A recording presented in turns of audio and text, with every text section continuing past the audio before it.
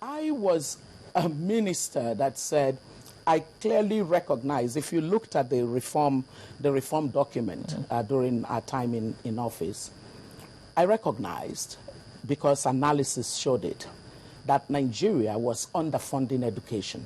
So, for example, South Africa has 7.9% as the ratio of education budget to its GDP.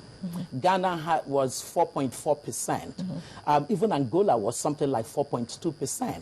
Guess what Nigeria was? Nigeria was 0.79%. Not even 1% in terms of budgetary allocation to education compared to the GDP of the country. That was what it was. So clearly we had a funding issue.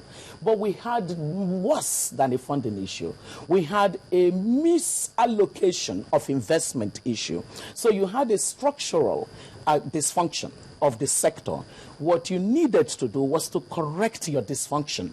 So you needed to change the structure. You needed to change the dysfunctionality.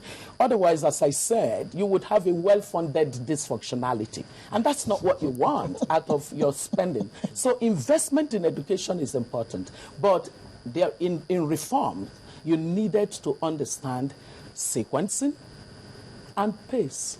And then you needed to define what your outcome would be. What we want for education is to get better learning outcomes at all levels of the relevant kind of education that would enable citizens not only function socially, but to be economic contributors in the development of society.